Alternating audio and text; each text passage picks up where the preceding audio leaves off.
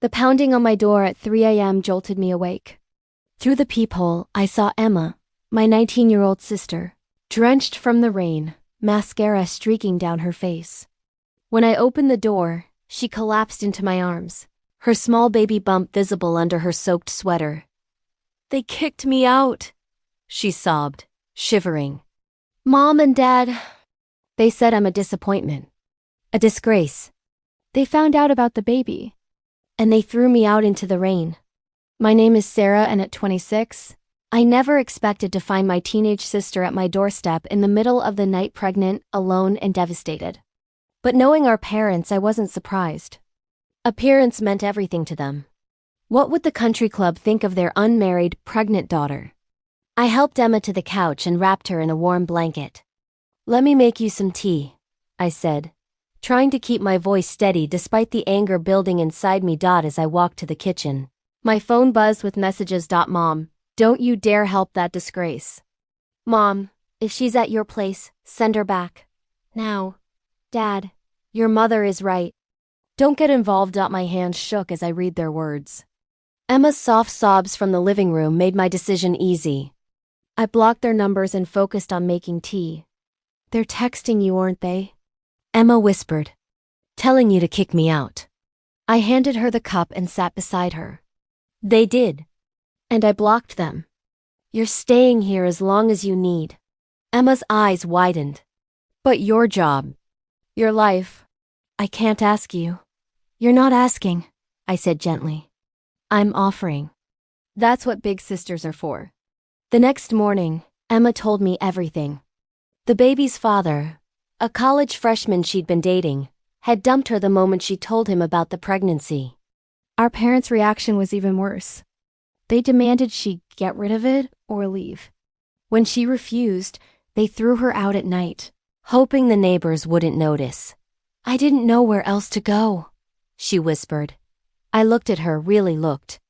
Behind the tears and fear, I saw determination. She wanted this baby, despite everything.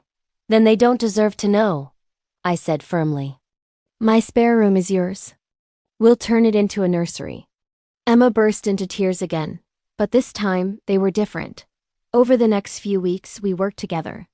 I helped her enroll in online classes, find a remote part-time job, and schedule real prenatal appointments. My salary was enough to support us both, but Emma insisted on contributing. The family backlash was fast and vicious. Aunts called to say I was enabling bad behavior. Cousins messaged me about destroying the family.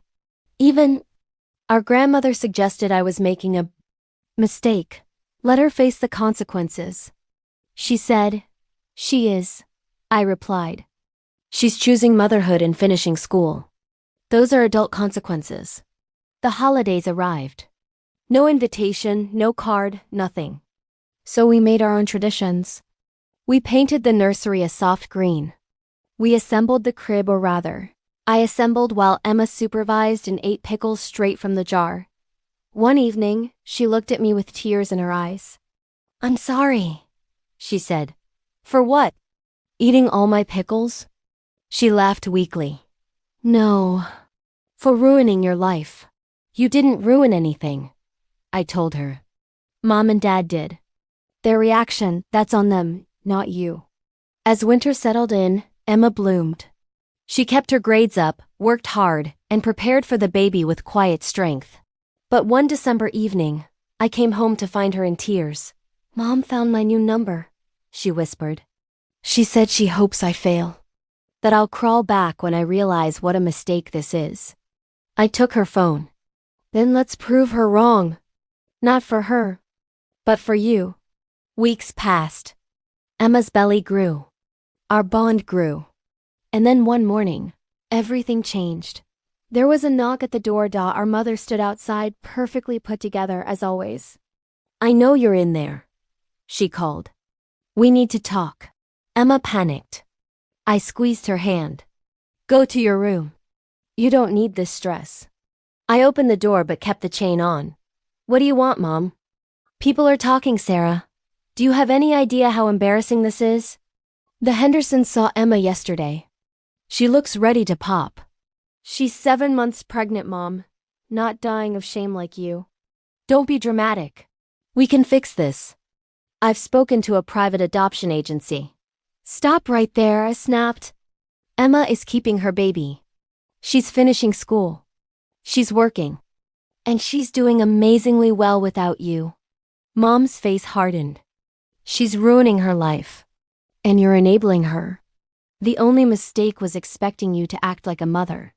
I shut the door. When I turned around, Emma was standing there, holding her belly, tears streaming down her face. Did you mean that? She asked. That I'm doing well. Every word, I said. You're the strongest person I know. But that night, Emma went into premature labor. The doctor stopped it, but she was put on strict bed rest. I took time off work to stay with her. During one appointment, we ran into Dad in the hospital lobby. He froze. He looked smaller than I remembered. Older. Emma held her head high. And he walked away without a word. Are you okay? I asked her. She nodded. I used to be scared of disappointing them. But now, I think they should be disappointed in themselves. Weeks passed. Emma prepared fiercely lists, budgets, baby names. One night she looked up at me. If it's a girl, she said softly, I want to name her Sarah. Emma, no. Yes. You gave me a future when they tried to take it away. Before I could answer, she gasped. The baby's coming. 16 hours later, little Sarah Grace entered the world tiny, perfect, and screaming with life. She had Emma's nose and a head full of dark hair. The nurses asked if we wanted to call our parents. Emma shook her head. My family is already here, she whispered. That night, Dad texted me. Is she okay? The baby? It was the first time he acknowledged her as a real child, not a mistake. I replied simply, they're both perfect. No thanks to you. 2 years passed in a blur of growth and love. Emma graduated high school with honors, started community college, and balanced work and motherhood like a champion. I was promoted and we moved to a larger apartment. Then came a wedding invitation from our cousin Jessica. Please come, our grandmother wrote. It's time to heal.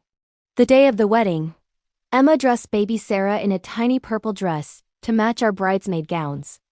As we entered the church, conversation stopped. Heads turned, but baby Sarah broke the ice. She spotted our grandmother and ran to her. Great-grandma! She's QUELED. Our grandmother scooped her up, tears in her eyes. She's perfect, she whispered. At the reception, Emma gave a speech about family and second chances. She looked directly at our parents as she said, sometimes the family you choose is stronger than the family you're born into. But there's room for both, if people are willing to try. Later, Dad approached Emma. She looks like you at that age, he murmured. Emma lifted little Sarah, sleepy and warm. Would you like to hold her? It was a moment suspended in time. Dad reached out. Sarah went to him instantly. Hi, Grandpa, she whispered. His face crumpled. Years of pride dissolved. I'm sorry, he choked. We were so wrong. Emma rested a hand on his arm. I know.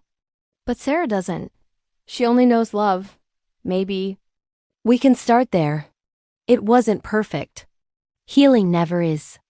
But it was a beginning. Slowly, carefully, our parents came back into our lives. Mom brought Sarah a teddy bear one afternoon, her hands shaking. I've missed so much, she whispered. You have, Emma said. But Sarah has love to give, if you're ready to receive it. Months later, as we watched Sarah play with our parents in the living room, Emma turned to me. Thank you, she said softly. For what? For giving me strength. For helping me stand on my own. For showing me that family, real family, isn't about judgment.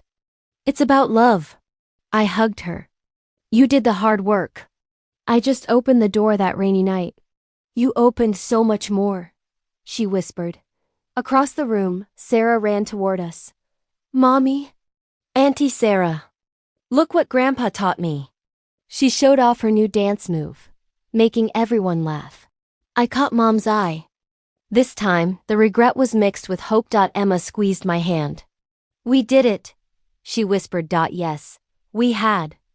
Through midnight tears and morning triumphs, through brokenness and healing, through rejection and rebirth, we built something beautiful. And in the end, love won. Not because we forgot the past, but because we chose to build a better future.